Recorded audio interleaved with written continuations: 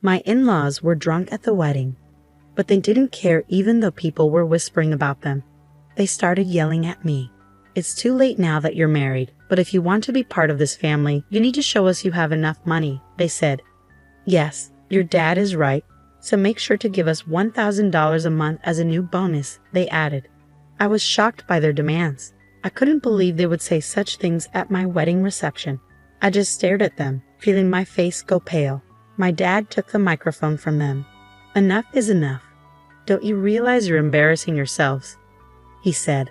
"My name is Linda. I am a 30-year-old office worker.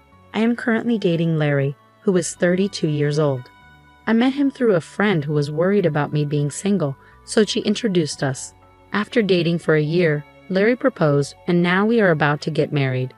I lost my mother when I was very young, and my father raised me on his own. He worked very hard to take care of me. I didn't have many worries growing up, but losing my mom, who I loved so much, deeply hurt me. Because of this, I was very careful with my emotions. That's why I hadn't dated anyone seriously since my school days. I even thought it would be okay if I stayed single forever. Then I met Larry. At first, I didn't feel any romantic feelings for him, even though he asked me out many times. Larry really cared about me and was always a gentleman. Slowly, I began to open my heart to him, and we started dating. He kept caring for me, and I felt very happy. He became very special to me, and I started thinking I wanted to be with him forever. Then he proposed, and we decided to get married. Larry understood everything about me and was always kind to me no matter what. "Don't worry. If you're ever feeling unsure about something, I'll be here for you until you feel better. I love you, Linda. You can count on me," he would say. His words moved me. He promised to make me happy for the rest of my life. Just being with him warmed my heart. If he cared that much for me, I thought I should do the same for him. When I told my father that we decided to get married, he was so happy that he cried. "Wow, Linda, you're finally getting married. I'm so happy for you," he said. "Oh, Dad, you're being dramatic," I joked. "Wow, I hadn't heard anything like that from you until now. I was always worried that you might never get married," he replied. "Oh, really? I had no idea you were worried about that," I said. "Well, every father worries about his daughter, you know. Anyway, congratulations," he said. "Thanks, Dad," I replied. I was so happy to be congratulated by my dad, who had raised me by himself. I thought I would probably cry at the wedding, and my dad would probably cry even more since he was already crying now. With that, Larry and I started preparing for our wedding. We were both busy with our jobs, so our days were very hectic. We worked during the weekdays and made wedding preparations over the weekends. There was no time to rest. Our calendars were always full. On a rare day off, we were supposed to visit Larry's parents' house. I was going to meet Larry's parents for the first time. Larry had come over to meet my father right after he proposed to me. Originally, I had planned to visit Larry's parents right after that to introduce myself, but they were very busy and our schedules never matched. Finally, some time passed and we managed to arrange a visit. As we arrived at his parents' house, I suddenly felt nervous. "Don't worry, my parents are very kind," Larry reassured me. His words made me feel a bit better, and I rang the doorbell. It was his mother who opened the door. "Mom, I'm home," Larry said. "Welcome home, Larry. It's so good of you to come," his mother replied warmly. As she talked with her son, I greeted her as politely as I could. "Nice to meet you. My name is Linda, and I'm Larry's fiancée." "I see, so you're Linda," she said. Her voice was much lower than when she spoke to Larry, and her smile vanished. She looked me up and down as if judging me.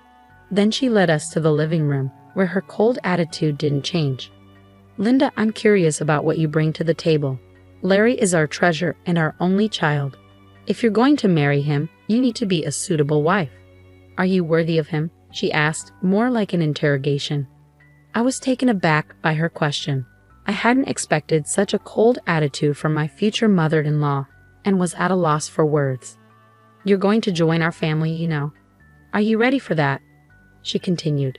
True, marrying Larry meant joining his family. But it's not like Larry's family were the Kennedys or some well-known high society family. It's not like I was marrying into a royal family. Why was I being asked to make such a commitment? Besides, I wasn't even going to live with them. I don't like being pressured with questions like these. As I was trying to figure out how to respond, his mother seemed impatient with my slow reply and scolded me harshly. When I ask you a question, answer me right away. You're so rude, she snapped. I'm asking if you're ready for this, she continued, raising her voice. Despite feeling overwhelmed, I managed to say, I hope that Larry and I will support each other in our marriage. When I said that, his mother was not convinced. What a naive thing to say. You aren't just going to support each other. You are supposed to support Larry. It's your job as a wife to support your husband. You don't even understand the basics, she criticized. Then Larry's father, who was sitting next to her, intervened. Honey, calm down. Sorry about that, Linda. You must have been startled by my wife's words, he said, trying to ease the tension. It's all right, I replied, trying to remain calm. His mother is very protective of her only son. Maybe she was just nervous and spoke without thinking. Just then, Larry's brother walked in. He spoke in a quiet, calm, and gentle tone. He seemed like a kind man, which gave me a moment of relief, but that relief was short-lived. With a smile on his face, he said the most unexpected thing. What my wife says is actually justified. What concerns me the most is that you come from a single-parent family. What do you mean by that? I asked, confused. Well, being raised by just one parent doesn't have a good public image. We can't be too happy to have such a person become the wife of our only son, can we? He explained. Hold on a minute, I said, unable to let this comment slide. What is wrong with being raised by a single parent? My father worked very hard to raise me by himself. I am very thankful for my upbringing, and I am proud of my father. Being raised by a single parent doesn't make me any less valuable. But they still argued. Since you were missing one parent, you couldn't have learned how to be a good wife, do housework, and such. I responded, I did a lot of housework to help my father. I can also cook pretty well, so please don't say that. Despite my response, Larry's mother ignored what I said and finally stated, I will allow you to marry Larry, but in exchange, you must promise to devote everything to us because we are Larry's parents. Can you promise me that? I was shocked. What? Since you came here to ask for our permission to marry our son, you do know what your duties are, don't you? Before I could say more, he continued the conversation. I found that my in-laws had completely taken over the conversation, giving me little chance to respond. That night, as I thought more about the marriage, I decided to share my feelings with Larry. Say, Larry, do your parents always talk to people like that? What about it? Larry seemed unfazed. I was surprised that Larry didn't see anything wrong with what his parents had said to me. Well, I mean the way your parents spoke to me and what they said, I tried to explain. Oh really? Well, they were just talking about whether you were ready for this marriage. I get that your parents are worried about their son's marriage, but I feel like what your parents were saying was a bit too much. Really? Why is that? My parents didn't say anything wrong. Besides, they've given us permission to get married, so don't worry about it. That's true, but I felt uneasy that Larry seemed to side with his parents more than with me. That was very troubling. I guess he realized I was feeling unsure because he gave me a hug. Linda, you don't have to worry so much. My parents are just a bit upset because their only son is getting married, he said. He spoke as if he didn't fully support me. It's all going to be fine. Don't overthink it. I'm sure they just want what's best for us. They want us to be as good of a couple as they are. That's why they were a bit harsh. Oh really? I replied, like he said maybe his parents have high expectations for us. But even if that's the case, I don't think it's right for them to belittle me because I was raised by my father. I don't think people who say such things make a good couple. We are the ones getting married, and we should be the focus, not their approval or disapproval. With that perspective, although I was still a bit upset, I decided not to dwell too much on his parents' opinions. Then the day of the wedding arrived. We had many guests, including our relatives, friends, colleagues, and bosses. I walked down the aisle with my father, who had raised me all my life. Larry and I exchanged our vows and rings. We were met with applause, and for the first time, I truly realized that I was getting married to Larry. I felt a happiness I had never felt before. As we walked into the reception hall, we made our way through the crowd, greeted by videos of us as part of the entertainment. It was a joyful time. I chatted with friends I hadn't seen in a while, and many people congratulated us. Despite my earlier worries about his parents, I was glad I had decided to marry Larry. I was glad we decided to have a memorable day. After the ceremony, we planned to officially register our marriage, and Larry and I would become husband and wife. I cherished every moment and felt so happy. Time flew by, and soon it was time for the final part of the event. The bridegroom and both sets of parents lined up to greet the guests. But I started to feel uneasy because of Larry's parents. We were all supposed to be standing in line, but his parents were wobbly on their feet. If you looked closely, you could see that their faces were bright red. They had drunk too much. Some relatives asked if they were okay. My in-laws were clearly drunk. But we had to wrap up the ceremony and get it over with. The moderator handed the microphone to me and Larry. Suddenly, Larry's mother snatched my hand away from him and yelled at me like a professional wrestler in the middle of a challenge. "Listen to me, Linda. After this wedding, you are going to devote yourself to us completely. Prepare yourself because we are going to test you really hard." The guests started whispering to each other, and some even thought it was a joke and laughed. Then Larry's father grabbed the microphone. "Linda, don't you feel embarrassed to wear a dress like that?"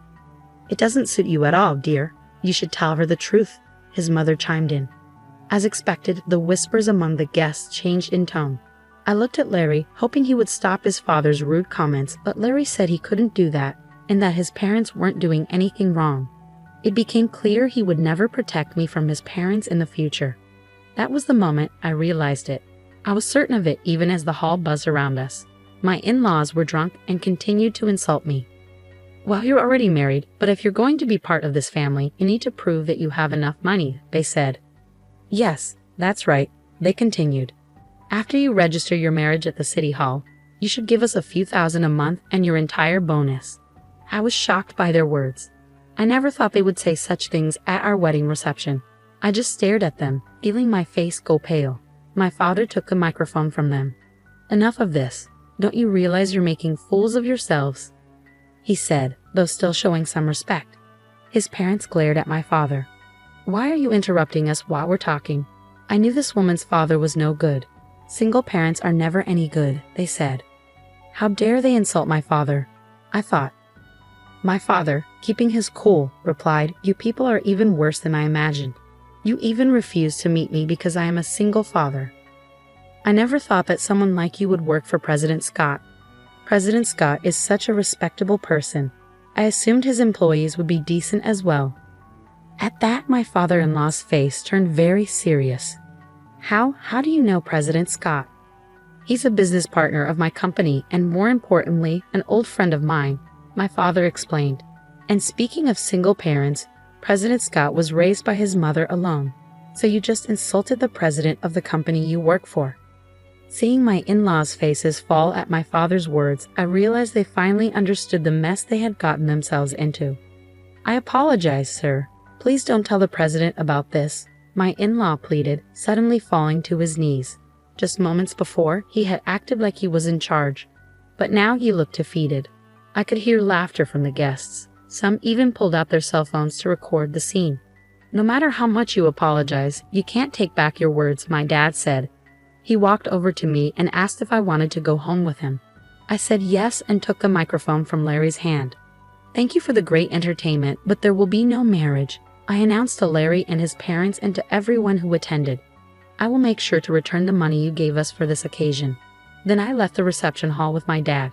I caught a glimpse of Larry and his parents looking dismayed, and soon after, his relatives rushed over with worried expressions on their faces. The place must have been in complete chaos. As I returned their money, I apologized to the guests. They all expressed sympathy for me and praised me and my dad for our actions, saying it was good that we weren't taken advantage of by such terrible people. Later, Larry's coworkers who had attended the reception must have spread the word about what happened at his company. Larry became known for having such unreasonable parents and was criticized for having a weak character. His embarrassment was so great that he resigned voluntarily. Of course, the president of my father-in-law's company found out about the incident. Larry's father was demoted and sent to an insignificant division of the company, transferred to a remote office in the countryside.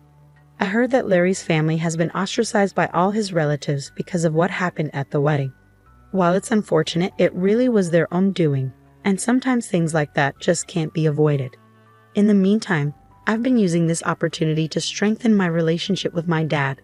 We've been spending more quality time together, and it's helped me appreciate all he's done for me even more. One day, he sat me down for a serious talk. "Linda, are you interested in running the business?" he asked, looking at me with a mixture of hope and seriousness. "Do you mean?" I started, a bit unsure where he was heading with this. "Why don't you work towards becoming the president of my company?" he suggested. It was a big step, and he seemed to believe I was ready to take it on. "I'll do my best," I promised him, feeling a mix of excitement and nervousness. I decided then to focus on stepping up my game at work rather than getting entangled in romantic relationships for now.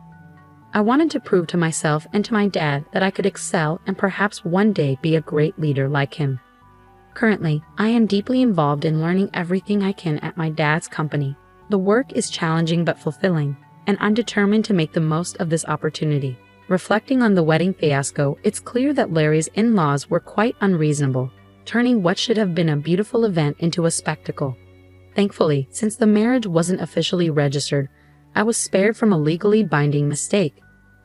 Now, free from any marital ties and with no looming in-law issues, I can focus solely on my career aspirations. It's a relief to know that out of a chaotic situation came a clear path forward for me. I look forward to what the future holds and am excited about the potential of leading the company. I wish myself all the best and hope that anyone watching this story can take something valuable from it. Thank you for staying till the end. Please consider subscribing if you enjoyed this story, and I hope to see you in the next video.